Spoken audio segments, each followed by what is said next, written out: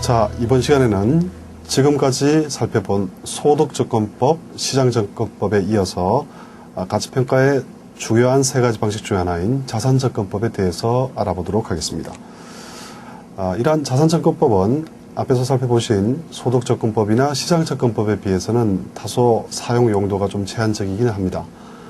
그러나 경우에 따라서는 자산조건법이 다른 두 가지 방식보다도 훨씬 더 효과적으로 평가 대상의 가치를 산정할 수 있는 방법으로 활용될 수 있기 때문에 여기에 대해서 자세히 살펴보도록 하겠습니다. 자, 기본 개념입니다. 자산조건법은 원가조건법이라고도 합니다.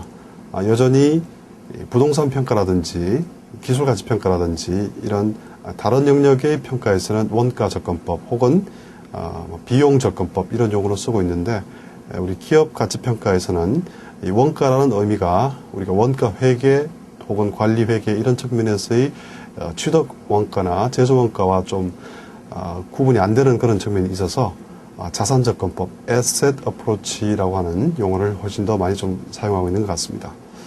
자, 이러한 자산조건법은 평가 대상이 되는 모든 자산 부채를 각각 적정한 시장 가치를 나타낼수록 수정하여 가치를 측정하는 방법이 되겠습니다.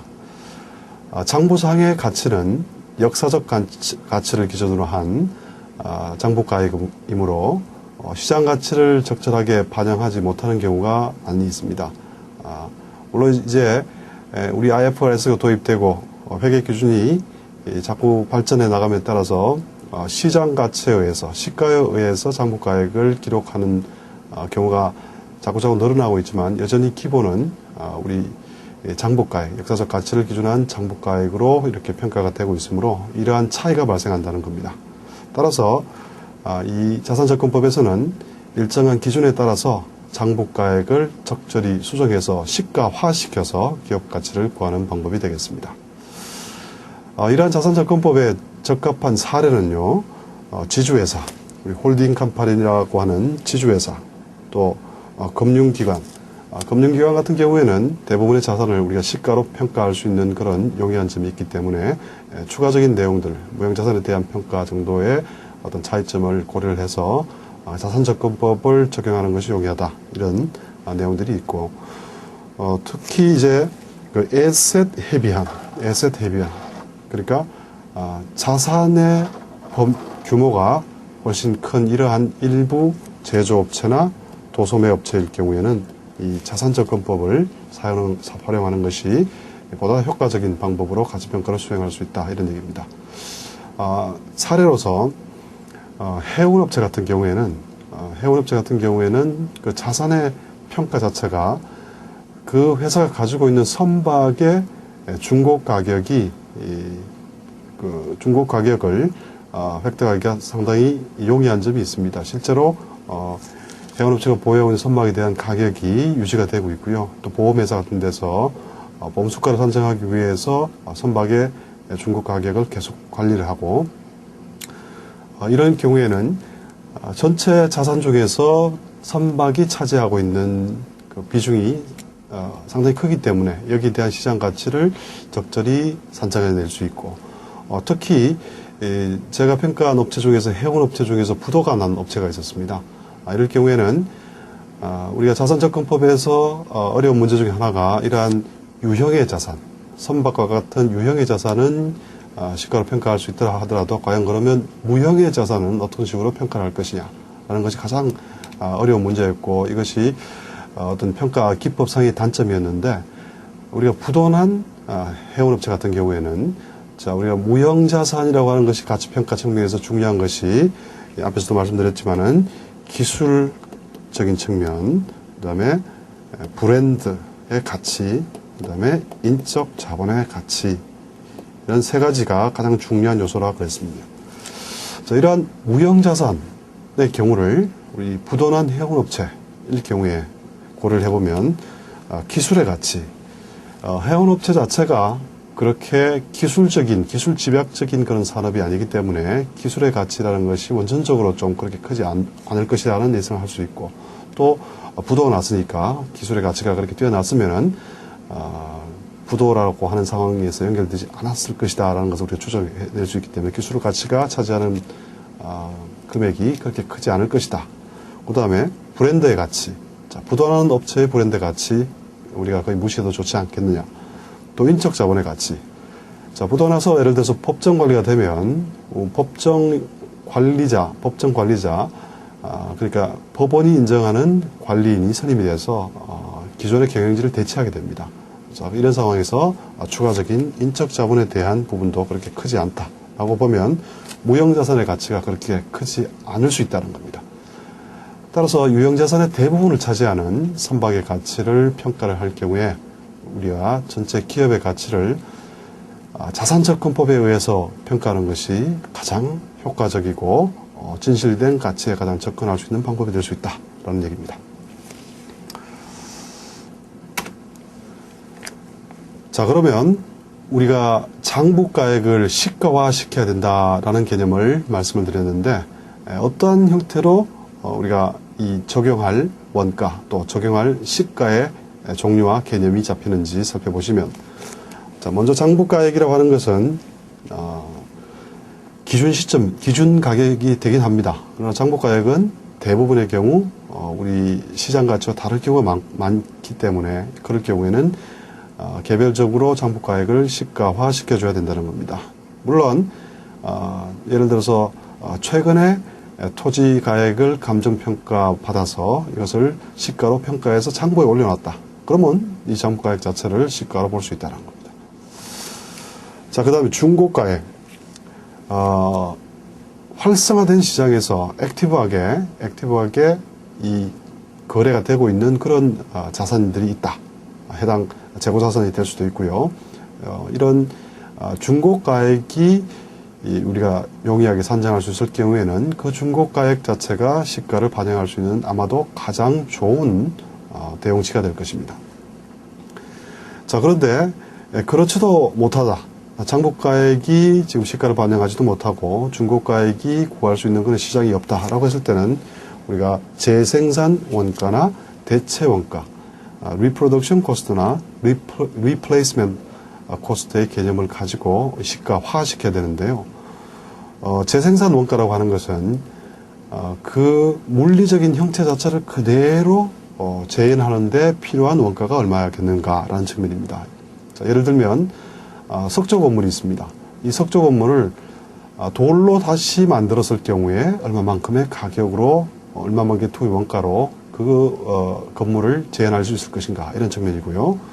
자, 대체 원가라고 하는 것은 물리적인 형태 그대로의 어떤 재구성이 아니라 물리적인 형태가 아닌 이 기존에 우리가 평가하려고 하는 대상의 그 물건이 제공하는 효용을 대체할 수 있을 정도로 감안했을 때 얼마만큼의 원가가 필요할 것인가라는 겁니다. 예를 들면 아까 석조 건물이라 하면 대체 원가 같은 경우에는 석조 건물 그대로 짓는 것이 아니라 뭐 요즘은 돌로 짓지 않습니다. 따라서 콘크리트 건물로 지었을 경우에 만약에 동일한 효용을 제공할 수 있는 정도, 그러니까 예를 들면 임대료 수익을 동일하게 발생할 수 있을 정도의 건물을 우리가 콘크리트로 짓는다면 얼마의 투입 원가가 들어갈 것인가 라는 측면에서 계산하는 것이 바로 대체 원가가 되겠습니다. 자, 그 다음에 이제 계속 기업의 전제, 청산 기업의 전제라는 얘기를 갖다가 자산접근법에서 다시 한번 강조를 하는데요. 이때 우리가 계속 기업의 전제, 청산 기업의 전제라고 하는 것은 가장 첫 시간에 우리가 살펴봤던 premise of value, 가치의 전제와 관련된 얘기가 되겠습니다. 그래서 가치의 전제라고 하는 것은 자산접근법뿐만 아니라 세 가지 접근 방식 모두에 적용되는 그런 기본적인 내용이 되겠습니다. 우리가 기업 자체를 평가를 할 때 이 기업을 계속 기업으로 전제를 할 것인가, 그렇지 않고 얼마 있지 않으면 청산되는 그런 기업으로 전제를 해서 평가를 할 것인가, 뭐 이런 차이를 가장 먼저 전제를 해야 된다고 말씀드렸습니다. 여기서 제가 여기서 다시 이 가치의 전제를 말씀드린 이유는 간혹씩 자산접근법 자체는 청산 기업일 경우에만 쓸 수 있는 것이다 라고 오해를 하는 경우가 있기 때문에 제가 다시 강조를 하기 위해서 여기서 말씀을 드리는 겁니다. 자, 자산적금법은 청산기업전제뿐만 아니라 계속기업전제에서 얼마든지 사용할 수 있는 방법입니다. 앞에서 말씀드렸던 해운업체 같은 경우에, 특히 부도난 해운업체 같은 경우에는 자산적금법이 계속기업전제에서 가장 효과적으로 그 능력을 발휘할 수 있는 그런 평가 기법이라고 말씀을 드렸었습니다. 그래서 이 자산적금법 이외에는 대부분의 경우에 계속기업전제를 씁니다. 소득적금법이나 시장적금법 같은 경우에는 계속기업전제를 사용해서, 그러니까 청산을 전제하고 소득적금법을 쓸 수 없겠죠. 미래를 추정을 해야 되는데 청산을 전제할 수 없고, 또 시장적금법, 청산을 전제로 해서 유사한 상장기업을 찾아낼 수 있다. 청산된 기업이 상장회사가 남아있을 리가 만무하고, 또 M&A 과정에서도 그런 사례를 찾아내기는 거의 불가능하다는 것이죠. 자, 그래서 역은 성립합니다. 그러니까 청산기업 전제일 경우에는 자산적금법이 거의 유일한 수단이지만, 그죠? 우리가 자산적금법을 청산기업에만 전제로 해서 쓸 수 있다라고 하는 것은 잘못된 개념이다. 이렇게 이해를 하셔야 될 것 같습니다. 자, 이제 개별 자산 부채 항목을 어떻게 평가할 것이냐라는 문제를 가지고 좀 설명을 해보도록 하겠습니다. 우리가 본격적인 자산적금법을 적용하기 이전에 앞쪽에서 쭉 프로를 생각해 보시면 먼저 외부 환경을 검토를 했고, 또 기업의 내부 환경에 대해서 검토를 했었습니다. 그리고 나서 이제 재무적인 비율 분석 같은 것을 통해서 재무적인 분석을 하면서 개별 계정 과목에 대한 내용들을 파악을 했었습니다. 자, 만약에 우리가 이렇게 예비적인 단계에서 본격적인 가치평가를 하기 이전에 어떤 기업에 대한 이해와 기업에 대한 재무 분석을 하는 단계에서 이런 재무상태표 상에서의 지금 보시는 자산 부채에 대한 내용들에 대해서 만약에 평가의 심도를 좀 더 깊이 기울였다면은 그때 분석되었던 내용들이 사실은 이 자산적금법의 평가에서 그대로 이렇게 활용할 수 있는 그런 측면이 있습니다. 또 이제 중요한 것이 지금 여기 마지막에 이제 우발채무 같은 경우를 얘기를 했지만은 부의 자산 부채가 있을 수 있지 않느냐. 부의 자산 부채, 장부상에 기록되지 않은 자산 부채. 자산 같은 경우에는 무형자산이 장부상에 기록되는 경우가 좀 제한적이므로 숨어 있을 수가 있고요. 또 부채 같은 경우에는 우리 우발채무 이런 것들을 반드시 좀 가만히 돼야 된다라는 얘기입니다. 자, 그리고 우리가 이 앞에서 비영업 자산에 대해서 얘기를 했었죠. 비영업 자산 부채. 그래서 비영업 자산 부분들이 소득적금법이나 시장적금법에서는 반드시 영업 가치를 계산하는 과정에서는 제외를 시키고, 영업 가치를 먼저 계산하고 나서 최종적으로 기업의 가치를 구할 때 그때 비영업 자산의 가치를 따로 계산해서 가산시켜야 된다라는 얘기를 강조를 했었습니다. 자, 그런데 논리는 사실은 동일한 논리가 적용이 됩니다만은 자산적금법에서는 우리 자산적금법은 어차피 이 개별적인 자산 부채에 대한 내용들을 검토하므로 이것을 굳이 이 비영업 자산을 따로 별도로 구분을 해서 최종적으로 합산을 하나 순서적으로 그런 구분 없이 개별 자산 부채에 대해서 따로따로 평가를 하는 순서를 밟아서 더하나 결과적으로는 큰 차이가 없을 수가 있다. 그래서 테크니컬하게는 자산적금법에서는 비영업 자산을 굳이 이렇게 따로 분리를 할 필요는 없을 것 같다. 그럼 만약에 소득적금법, 시장적금법, 자산적금법이라는 세 가지 방법을 다 쓴다고 하면은 물론 비영업 자산을 따로 골라내서 자산적금법에서는 나머지 자산에 대해서만 평가를 하고 이것을 비영업 자산을 가산하면 될 것이고, 또 이렇게 비영업 자산에 대해서는 이런 자산적금법뿐만 아니라 소득적금법이라든지 시장적금법에서 계산하는 과정에서 동일한 금액을 적용시켜서 이렇게 일관성을 유지를 하는 차원에서는 분리가 가능할 것입니다. 자, 이제 해당 자산 부채별로 하나씩 평가 내용에 대해서 한번 살펴보도록 하겠습니다.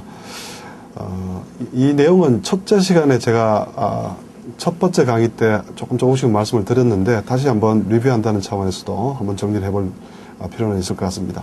자, 현금은 아마도 장부가액을 그대로 시장 가치로 활용을 하더라도 큰 무리가 없는 그런 개정 과목이 되겠습니다.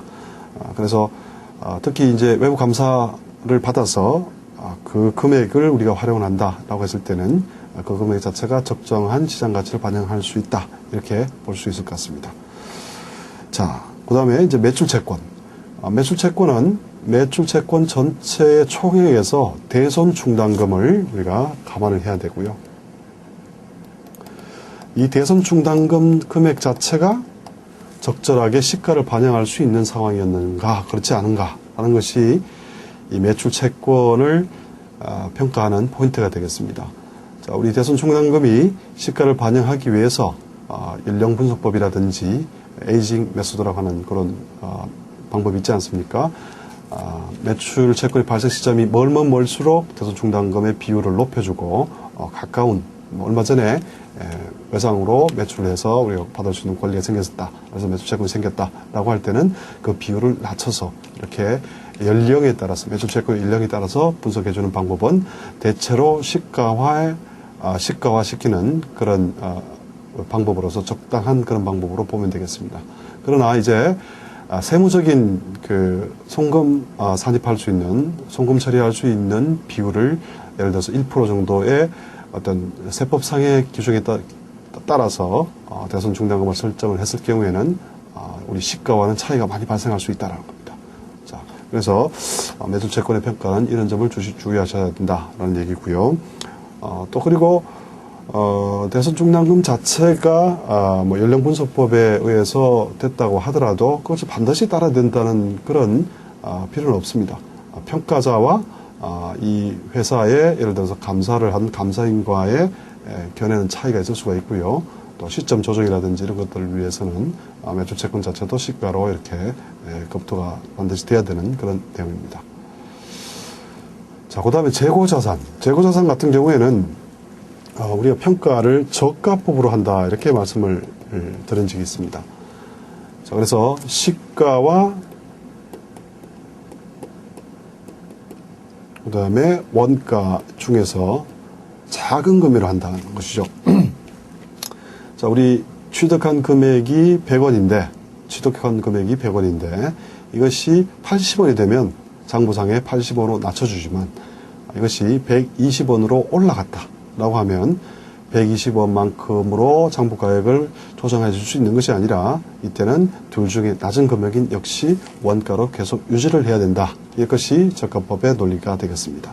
보수적인 원칙이 적용이 된다는 것이죠. 자, 그래서 예를 들어서 120원 같이 원가보다 시가가 높아졌을 경우에는 여기 문제가 있다는 겁니다. 그래서 그때는 적정한 시가를 반영해줘서 우리가 120으로 이렇게 평가를 해야 된다는 겁니다. 가치평가 목적에서는 시가로 반영을 해야 된다는 겁니다. 자, 그 다음에 장단기 투자자산 같은 경우에는 여러 가지 형태의 투자자산들이 있을 수가 있습니다. 우리 회사채 형태의 투자자산이 있을 수 있고요. 주식이나 또 부동산의 형태가 있을 수가 있겠습니다. 그래서 각각에 대한 평가는 적정한 시가를 반영해야 되는데, 우리 회사채 같은 경우에는 거의 우리가 부채 측면에서의 평가에서도 보았지만은 대부분 이제 장부가액 그대로 인정해 준다라고 보더라도 주식 같은 경우에는 상장 주식 같은 경우에는 시가가 있을 것이고요. 또 비상장 주식 같은 경우에는 사실은 비상장 주식을 보유를 하게 되면 그 비상장 주식에 대한 평가는 역시 지금까지 말씀드린 세 가지 접근 방식을 통해서 평가를 해야 되는 것이 사실은 원칙입니다. 그러나 이렇게 되면 일이 너무 많기 때문에 약식으로 장부가액에서 약간의 중요한 포인트만 좀 조정을 해서 간다든지 이렇게 평가를 진행하는 경우도 있다는 거죠.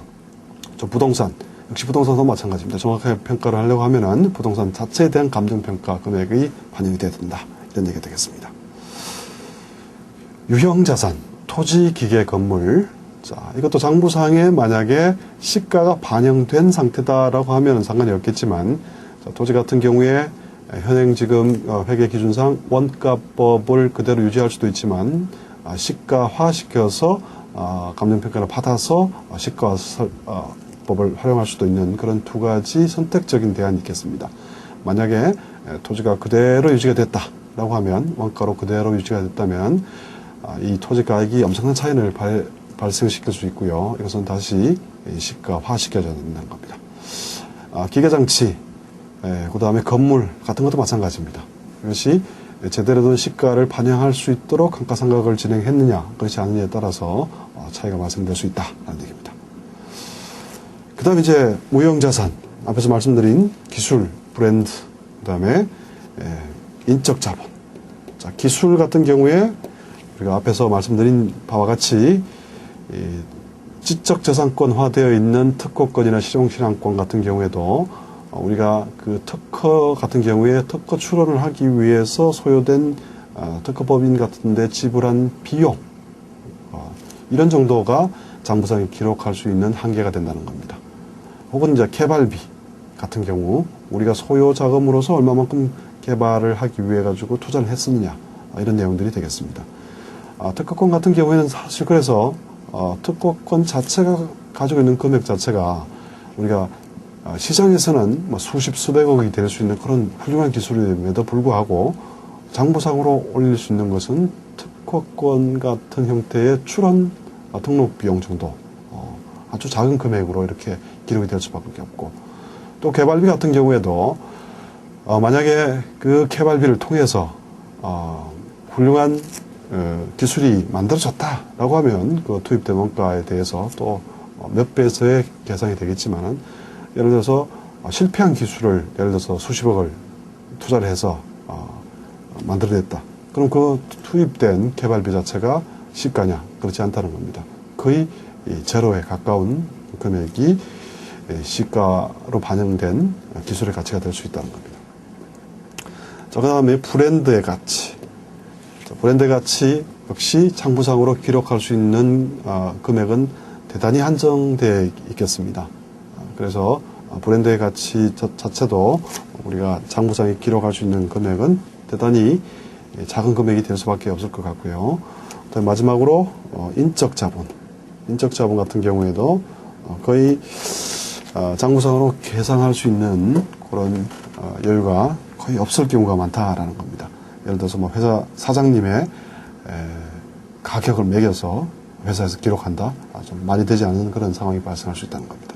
실제로는 아주 중요한 그 회사의 경영진이 그 회사의 거의 모든 것을 좌지우지할 정도로 아주 중요한 위치에, 특히 우리가 이제 뭐 중소기업 같은 경우에는 CEO가 전체 기업의 그릇이다, 이렇게 그 CEO의 어떤 그런 만큼의 중소기업의 가치가 결정된다, 이런 얘기도 하고 있지만, 실제로 장부상에 이것을 기록하는 것은 거의 불가능하다라는 겁니다. 그 다음에 이제 매입 채무, 부채 쪽입니다. 매입 채무 같은 경우에는 대체로 이제 과소계상이 될 가능성이 있기 때문에 이러한 과소계상 위험에 대한 내용들을 좀 살펴보실 필요는 있을 것 같습니다. 또 혹은 이제 그 장부상에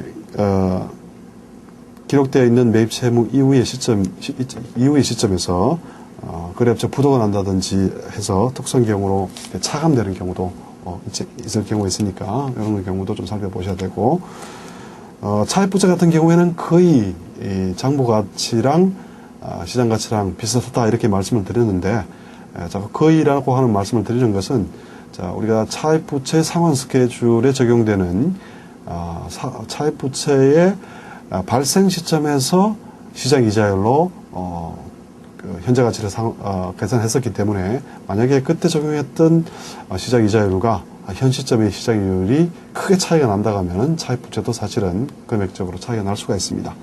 그러나 그런 가정을 제외한다면 거의 비슷해서 장부가액을 차입부채로 볼 수 있다라고 말씀을 드렸습니다. 그 다음에 이제 부채성 충당부채.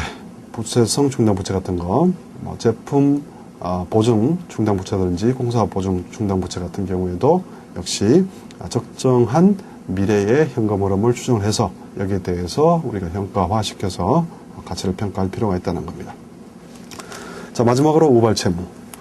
장부상으로 계산이 되지 않을 가능성이 높은 우발 채무라고 하더라도 여러 가지 내용들이 있을 수가 있습니다. 소송과 관련된 내용들도 있을 수 있고요. 또 추가적으로 우리가 뭐 환경적인 법규상에서 우리가 발생할 수 있는 그런 법규의 위반이라든지 이런 것을 통해서 우리가 발생될 수 있는 채무라든지 이런 내용들에 대해서도 검토를 하셔야 되고, 간혹가다 이 우발 채무 자체가 전체 다른 자산 부채의 금액을 훨씬 더 상회할 수 있을 정도로 크게 이렇게 평가 금액을 좌지우지한다. 이게 만약에 M&A 딜이라든지 뭐 자본 유치 딜이라을 경우에 우발 채무가 불거져 나왔을 경우에는 저 딜 자체가 중단이 되거나 무산이 될 수 있는 그런 가능성도 있기 때문에 우발 채무 자체에 대해서는 실무적으로 아주 좀 조심해서 여러분들이 검토를 하실 필요가 있다는 겁니다. 자, 이런 내용들을 가지고 적용 사례를 한번 살펴보시도록 하겠습니다. 먼저 장부가액이 있고요. 계속기업 전제의 시장 가치가 있고, 또 이것을 청산 전제의 시장 가치, 이렇게 보셔도 될 것 같습니다. 자, 우리 당좌 자산, 여기까지가 당좌 자산입니다. 여기가 당좌 자산이 되겠습니다. 자, 당좌 자산, 우리가 현금 동일한 금액으로 평가를 했습니다. 매출 채권 약간의 대손 충당금 때문에 차이가 발생했다고 보는 것이죠. 단기 투자 자산 조금 차이가 있습니다. 시가와 시기계는 좀 차이가 있었고, 또 기타의 영업용 당좌 자산. 자, 앞에서 우리가 재무제표 재구성이라는 토픽을 공부를 하실 때 기타 부분은 영업과 비영업으로 나눠줄 수 있다라고 해서 했는데, 여기서 지금 영업 부분이다, 이런 내용이 되겠습니다. 여기서는 이제 100% 영업과 관련된 부분으로 보셔야 될 것 같습니다. 자, 이것도 약간의 차이를 발생할 수 있다. 그 다음에 재고자산. 재고자산이 약간 올랐네요. 이것이 시가법에 의해서, 회계상으로는 저가법이지만, 우리 밸류에이션은 시가를 적용해주는 시가법을 활용해야 되니까 그 부분이 반영되었다, 이렇게 보시면 되겠습니다. 자, 그래서 유동자산 전체가 장부상으로는 653이었는데, 계속기업 전제에서는 637이 됐다는 것이죠. 자, 그런데 만약에 청산 전제로 시장 가치를, 청산 기업 전제로 해서 시장 가치를 내게 되면 이 금액과는 또 달라집니다. 결과적으로 또 100 정도가 수정이 됐는데요. 자, 그 내용들을 한번 보시면 현금은 차이가 없네요. 그런데 매출 채권 같은 경우에 이 금액이 줄어들었습니다. 이만큼 줄어들었습니다. 청산을 전제로 하게 되면은, 매출 채권을 조기에 빨리 회수를 해야 됩니다. 어떤 경우에는 이런 조기에 회수되는 경우를 역시 청산 경우도 두 가지로 나눠서 자발적인 청산과 어떤 강제적인 비자발적인 청산으로 이렇게 전제를 두 가지로 또 구분해서 날 수 있는데요. 이럴 경우에 이러한 매출 채권의 조기 회수 비용 같은 것들은 자발적인 경우보다는 비자발적인 경우가 더 커집니다. 그래서 청산 전제를 또 구체적으로 어떻게 두느냐에 따라 가지고 이 금액들이 또 차이가 발생될 수 있다는 겁니다. 그 다음에 단기 투자 자산, 이거는 뭐 그대로 거의 금액을 건질 수 있다, 이렇게 본 것이고요. 기타 당좌 자산 중에서는 조금의 차이가 발생해서 이렇게 24라고 하는 금액이 됐고요. 그 다음에 재고자산, 재고자산도 이제 청산을 하니까 팔아쳐야 됩니다. 그래서 조기에 처분해야 되는 이런 상황입니다. 자발적인 경우보다는 비자발적인 경우가 역시 더 많이 떨어지게 이렇게 되겠습니다. 자, 그래서 327이라고 하는 숫자를 우리가 구해냈다는 것이고요. 그 다음에 이제 비유동자산을 보시면, 비유동자산 같은 경우에 투자자산을 시가화 시키니까 많은 차이가 발생했다. 그 다음에 유형자산 같은 경우에, 자, 우리가 유형자산 자체 금액 자체도 좀 차이가 있었다라는 것이고요. 감가상각 상황도 뭐 세법에 따라서 해서 우리가 차이가 발생을 해서 시가화 시키는 작업에서는 좀 조정을 했다라는 내용이 되겠습니다. 그 다음에 이제 무형자산 같은 경우가 차이가 많이 발생하죠. 차이가 많이 발생합니다. 그래서 다양한 무형자산 평가, 우리 기술, 브랜드, 인적 자본에 대한 평가를 가능한 한 반영시켜줘서 이렇게 금액을 조정을 했습니다. 그 다음에 기타의 비유동자산 부분들이 이제 감안됐습니다. 자, 이렇게 해서 장부가액의 1979가 계속기업 전제의 시장가치에서 2255로 변화하게 된 것이죠. 자, 역시 마찬가지로 청산기업 전제로 해서 살펴보시면 투자자산 같은 경우에도 일부 이렇게 금액의 차이가 발생합니다. 일부 투자자산 같은 경우는 초기에 좀 처분한 그런 비용이 발생했다, 이렇게 보는 것이 되겠습니다. 그 다음에 유형자산은 금액 자체가 많이 줍니다. 또 연동해서 같이 감가상각 부분들을 이렇게 반영을 합니다. 자, 이거 같은 경우에도 역시 처분할 수 있는 비용 같은 경우에는 조기 처분해서 회수하는 금액을 하겠지만, 또 간혹 처분할 수 없는 경우에는 그냥 손실을 떨어야 되겠죠.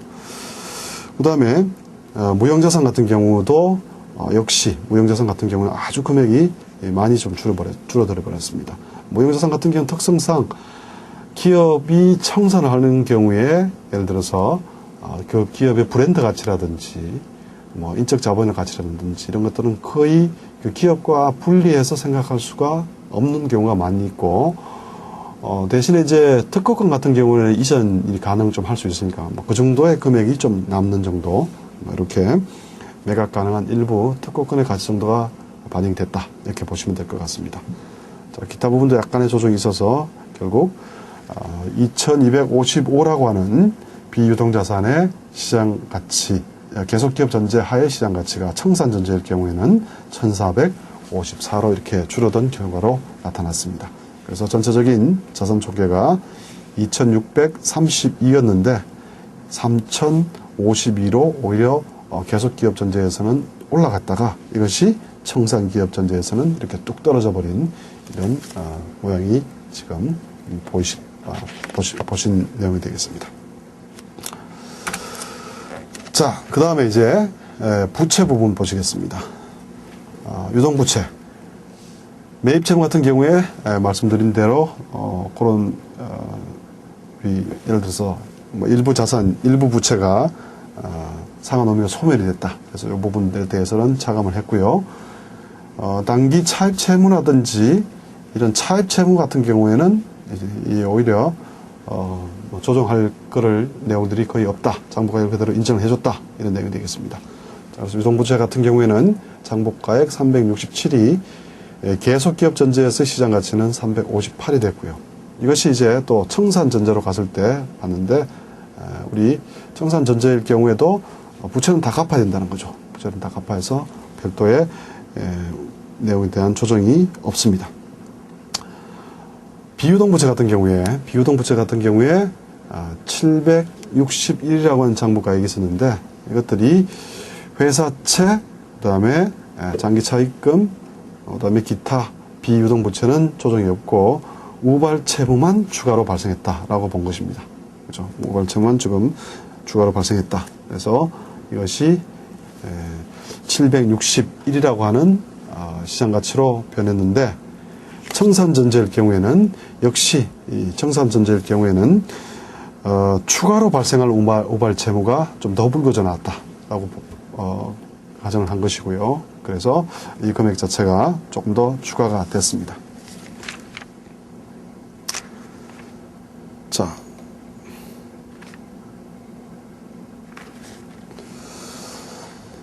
금액 자체가 조금 차이가 발생을 하고 있습니다. 여기서 금액 자체가 이게 762가 될 수가 없죠. 100 정도 들었으니까 861이 돼야 되겠습니다. 861. 자, 그래서 부채 총계가 1128에서 1269, 그 다음에 1369. 우리 뭐 단위는 100만 단위지만 다 생략해서 숫자만 가지고 말씀을 드리고 있습니다.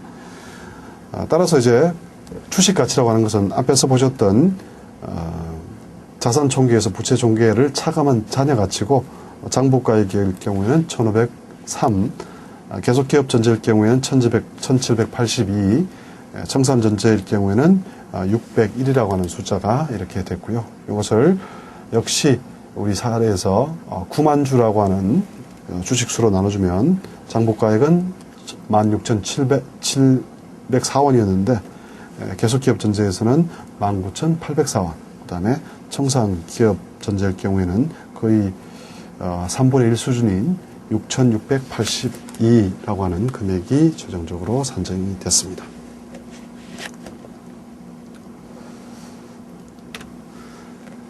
자, 다음 토픽은 이제 초과 이익 방식이라고 하는 내용이 되겠습니다. Excess Earning Method라고 하는 방식이 되는데요.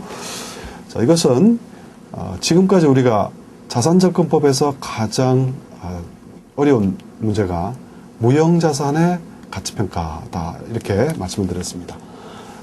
기술 브랜드 그 다음에 인적자본과 같은 무형자산의 평가가 적절하게 이루어지기 힘들기 때문에 우리가 자산접근법이 가지고 있는 어떤 한계가 있다 이렇게 말씀을 계속 드렸는데, 그러면 이러한 무형자산을 어쨌든 평가를 해야 되는 입장에서 봤을 때는 이것을 해결할 수 있는 방법이 있어야 되고, 이 초과 이익 방식이라고 하는 것이 바로 무형자산 평가를 일괄적으로 처리할 수 있는 가장 기본적인 내용이 되겠습니다. 자, 그래서 무형자산 평가와 관련된 내용들이 되겠습니다. 물론 이 무형자산 자체는요, 방금 말씀드린 대로 소득시장 자산접근법이라는 것을 개별 기술 브랜드 인적 자산에 개별적으로 적용시켜서 평가하는 것이 가장 정확한 방법입니다. 그러나 그렇게 하는 방법이 너무나 시간과 비용이 오래 걸릴 수가 있으니까 이것을 좀 일괄적으로 처리할 수 있는 그런 기본적인 방법이 없느냐라는 것이 고민이 되었고, 여기서 초과이익 방식이라는 것이 바로 그런 문제를 해결해 줄 수 있는 그런 해답이 되겠습니다. 자, 그런데 이런 초과이익 방식이라고 하는 것은 사실은 소득접근법과 자산접근법의 혼합 형태입니다.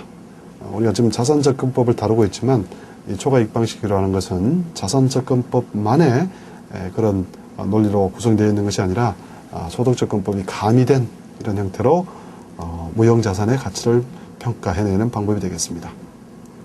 자, 그래서 먼저 첫 번째로 우리가 기업의 유형의 자산의 가치를 먼저 구하고 나서 두 번째로 이것을 초과하는 이익, 그래서 초과이익 방식이 되겠습니다. Excess Earning이 되겠습니다. 초과하는 이익을 구해내서 이 초과하는 이익이 바로 무형의 자산으로서부터 발생된다라는 그런 개념으로 접근을 하고 있고요. 순서상으로 한 7가지 단계로 설명을 드리도록 하겠습니다. 자, 개념을 쭉 한번 설명을 드리고 뒤쪽에서 바로 사례로 연결해서 설명을 드리도록 하겠습니다. 자, 먼저 첫 번째로 정상화된 소득 흐름을 계산하도록 하겠습니다. 소득 흐름을 노멀라이즈 시키도록 하겠습니다. 우리 소득 흐름은 다른 평가 방법에서 마찬가지로 넷 캐시플로로 순현금 흐름으로 그렇게 계산을 하도록 하겠습니다. 이 정상화시킨다라는 것은 지금 우리 약식 예제가에서는 과거치 넷 캐시플로가 예를 들어서 1000입니다. 1000에서 향후에도 1000만큼 계속 발생할 것이다. 이렇게 넷 캐시플로 자체가 아주 안정적으로 해서 무한대까지 계속 1000으로 갈 것이다. 이런 개념으로 예제를 구성하게 될 것입니다. 그 다음에 이제 순유형 자산만의 가치를 구합니다.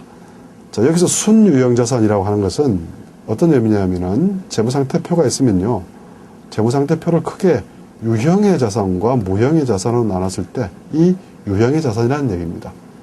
자, 우리가 무형 자산 이 외에 회계 기준에서 얘기할 때는 유동자산, 비유동자산이 있고 그 비유동자산이 유형의 자산과 무형의 자산 이렇게 나눠지는, 그러니까 유형의 자산이라는 것은 무형 자산을 제외한 나머지 자산의 아주 일부분이죠.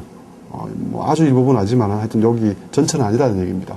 그러나 지금 여기서 순유형 자산이라고 하는 용어는 전체 자산을 그냥 유형과 무형으로 나눴을 때 무형을 제외한 전체 나머지 자산, 이렇게 개념을 잡으시면 되겠습니다. 자, 그 다음에 이러한 순유형 자산에 대한 합리적인 수익률을 추정하겠습니다. 이 유형의 자산으로부터 몇 %의 수익을 창출해낼 수 있을 것인가 라는 것을 계산하고, 여기로부터 우리 정상화된 소득 흐름에서 이 3단계에서 순유형 자산에 대한 합리적인 수익률로 추정된 수익을 차감하게 되면, 그죠? 자, 정상화된 소득 흐름이라고 하는 것은 이 두 가지, 유형의 자산과 무형의 자산 두 가지에서 모두 발생하는 금액이 되겠습니다. 정상화된 소득 흐름은. 근데 우리가 3단계에서 순유형 자산으로부터만 발생하는 수익을 계산할 것이니까 초과이익이라고 하는 것은 바로 요 무형의 자산으로부터 발생하는 이익이 된다, 이런 얘기입니다. 그래서 요 무형 자산으로부터 발생하는 초과이익을 계산해 놓고 이것을 자본화율로 계산해서 우리가 스텝 6에서 무형의 자산에 대한 가치를 산정해내는 스텝을 거치게 될 것입니다. 그래서 최종적으로 이제 기업의 가치를 구해내고요. 이것은 유형의 자산 A와 무형의 자산 B를 합한 이것이 바로 전체 기업의 가치가 되겠습니다. 자, 이런 형태로 해서 사례를 간단히 살펴보도록 하겠습니다. 정상화된 소득 흐름을 계산한다. 그래서 이것이 우리가 넷 캐시프로, 5년 동안에 어떤 회사가 꾸준하게 벌어들인 순현금 흐름이 1,000원이다. 그래서 이 정상화된 순현금 흐름은 미래에도 무한대까지 계속 지속될 것이다. 라고 해서 이에 대해서 1,000원을 넷 캐시프로로 이렇게 잡았던 것이고요. 이 단계에서 이제 순유형 자산의 가치를 먼저 산정한다. 자, 그래서 우리가 역시 재무상태표를 기준으로 보시면, 자, 재무상태표를 보시면, 유형의 자산, 순유형의 자산. 오늘 좀 구체적으로 말씀드리면 여기 안에 이제 순운전자본이 있겠죠. 순운전자본이 있고, 나머지 이제 우리가 비유동자산 중에서 무형자산을 제외한 나머지 부분이 여기 있겠습니다. 그래서 이것을 요것이 합친 것이 이게 유형자산이고 요것을 굳이 나눈다면 여기서는 순운전자본과 투자자산이 없다고 하면은 우리가 원래 얘기했던 유형자산, 그러니까 회계 기준에 따른 유형자산 이런 얘기가 되겠습니다. 자, 그래서 요 순유형자산을 얘기한다는 겁니다. 다시 좀 지우고 숫자를 대입시켜 보도록 하겠습니다. 자, 그래서 재무상태표에서 이제 정상화된 1,000원은 우리가 재무 분석을 통해서 만들어냈고, 순유형자산의 가치를 무형자산을 제외한 순유형자산의 가치를 이것을 5,000으로 봤다라는 얘기입니다. 자, 이때 이 순유형자산은 방금 말씀드린 대로 이런 순운전자본의 계정 과목들이 있을 수 있고요. 또 유형자산의 계정 과목들이 있을 수 있다고 쳤을 때 이 내용들에 대해서는 2단계에서 적용한 것은 순수한 자산접근법으로 구한다는 겁니다. 앞에서 보셨듯이 현금, 매출채권, 재고자산, 또 투자자산 있으면 투자자산 해서 전부 다 그렇게 하나씩 무형자산을 제외한 것은 앞에서 각각에 대해서 하나씩 계정 과목별로 시가화시켜주면 무형자산, 어려운 무형자산 빼놓고는 나머지는 전부 다 계산을 할 수 있다라는 가정하에서 이것을 5,000으로 구했고요. 자, 그러면 요 나머지 이제 금액을 구하면 끝나는데 어떻게 하느냐? 먼저 이 5,000으로부터 발생할 수 있는 소득을 한번 추정해 보자라는 겁니다. 자, 요 무형의 자산으로부터 나오는 소득도 추정이 될 것이고요. 그래서 이 두 개의 소득 흐름이 추정되면 이 두 개의 합이 바로 이 정상화된 현금 흐름, 요 금액이 이렇게 구해진다는 겁니다. 그러므로 5,000으로부터 몇 %의 수익을 내면 되느냐라는 측면이 있고요.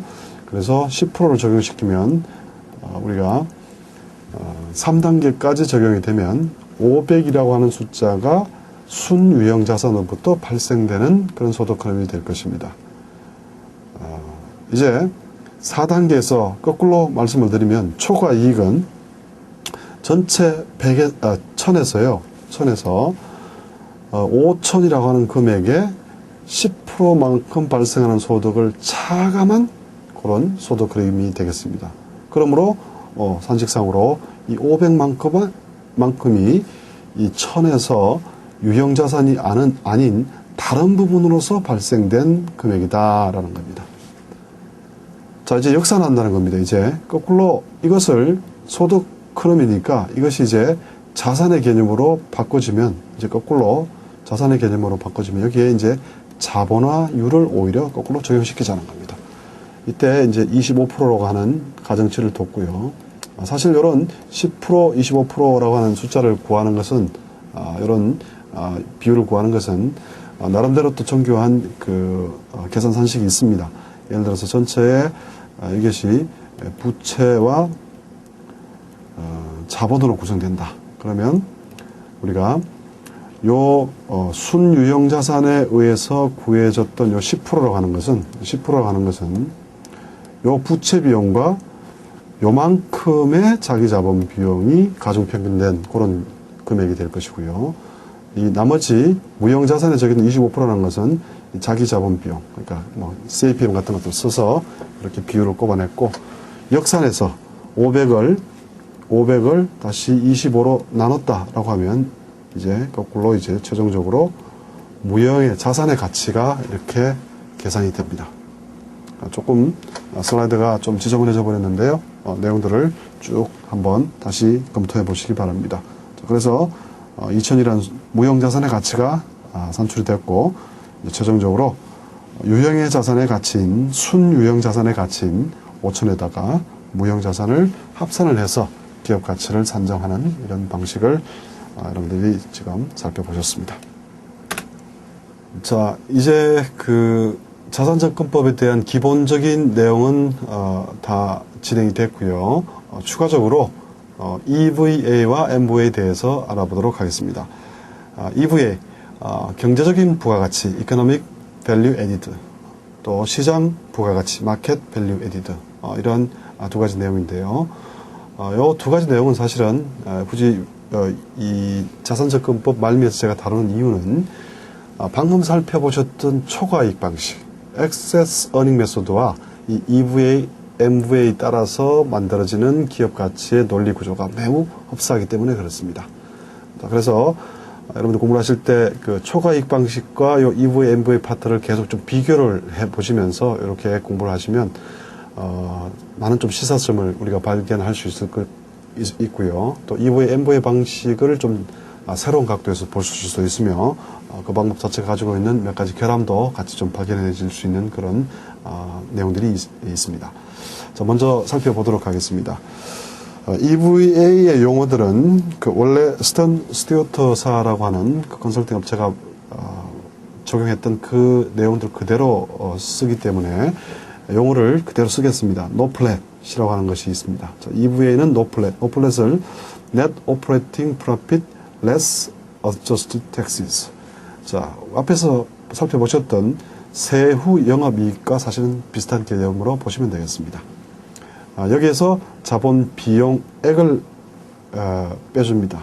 그 자본 비용액 전체를 빼줍니다. 자기 자본 비용과 타인 자본 비용의 합을 곱해준다. 합을 빼준다. 이렇게 이해를 하시면 되겠습니다. 자, 그래서 여기서 노플렛을 IC, 인베스트 캐피탈에다가 WACC, 가중평균 자본 비용, 이것을 유리되는 거죠. 이것을 곱해서 자본 비용액을 구했다. 이런 내용인데, 여기서 한 가지 주의할 것은, 자, 우리가 투하자산이라고 하는 것은, 여기에서는, 이전까지 우리가, 부채에 대한 타인 자본과 자기 자본의 합으로 설명드렸던 투하 자본과는 다른 성격으로 지금 적용이 되고 있죠. 그래서 이것을 우리가 투하 자본이라고 얘기를 했었고, 이 투하 자본은, 재무상태표의 차변에서 이렇게 영업용 순자산 전체를 우리가 투하자산이라고 이렇게 정의를 한 것이기 때문에 우리가 인터내셔널 그로스리 같은 형태의 북미권에서 사용되고 있는 우리 가치평가가 관련된 국제용어집 같은 경우에는 어떻게 정의했었습니까? 이것을 투하 자본과 타인 자본과 자기 자본의 합이다 이렇게 계속 설명을 드렸는데요.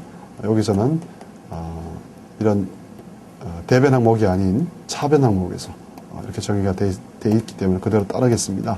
그래서 여기서는 우리 영업용 순자산의 의미를 좀 가진다 이렇게 보시면 되겠습니다. 자, 그래서 이 투하 자본에 대해서 ROIC, 이 투하 자본에 대한 리턴을 계산해 보면 이것이 바로 노플릿이 된다는 것이죠. 또 역시 앞쪽에 그대로 IC를 앞으로 뽑아낼 수 있으니까 가로 안이 ROIC-WACC로 이렇게 정리가 된다는 겁니다. 그래서 우리 흔히 그런 얘기를 합니다. 투자 자산에 대한 수익률이 자기 자본보다 더 커야지 가치가 창출될 수 있다. 반대로 투자 자본에 대한 수익률보다 자본 비용이 더 크면 그 회사 혹은 그 기업 사업은 전체적으로 가치가 파괴되는 형상이 나타날 수밖에 없다. 이런 얘기를 합니다. 자, 그래서 이렇게 우리가 경제적인 부가가치를 계산을 하면 이 경제적인 부가가치를 매년 추정을 해서 이것을 현가화 시키면 이것이 바로 우리가 시장 부가가치라는 개념이 되고요. 이 시장 부가가치에 영업용 순자산을 더하면 전체 기업의 가치가 나온다. 이렇게 E부회와 M부회에서 기업 가치를 지금 접근을 하고 있습니다. 자, 여기서 우리가 초과이익 방식과 좀 비교를 해서 살펴보신다면 이 부분이 뭐였습니까? 이 부분이 바로 순유형자산 부분이었죠. 초과이익 방식이었습니다. 이것이 순유형자산이었고 이것이 무형자산의 가치였다는 거죠. 그죠? 그래서 요 EVA라고 하는 것이 바로 초과이익을 의미하는 것이었고 요 초과이익을 전체를 자본화시킨 그죠? 현재 가치화해서 합산한 이것이 바로 무형자산의 가치였다. 물론 여기서 보시다시피 다루고 있는 토픽 자체는 다릅니다. 그러나 접근하는 논리 자체가 매우 유사하기 때문에 여러분들이 이렇게 비교하시면서 공부를 하시면 훨씬 더 양쪽 다 이해하시기가 좀 더 깊이 있는 일을 하실 수 있다. 이렇게 말씀을 드리겠습니다. 그 다음에 이제 EVA 방식이라고 하는 것과 우리가 소득접근법 여기서 이제 DCF 방식이라고 말씀을 드리지 않고 그냥 소득접근법이라고 얘기한 이유는 소득접근법에서 우리가 캐시프로 쓰지 않고 예제에서 노플랫으로 다뤘습니다. 자, 그래서 두 가지를 이 비교를 해서 설명을 드리는 예제인데 이것은 그 차이만 있다고 치면 이게 넷 캐시프로가 된다고 치면 바로 DCF 방법과 EVA 방식을 비교하는 그런 예제라고 보시면 되겠습니다.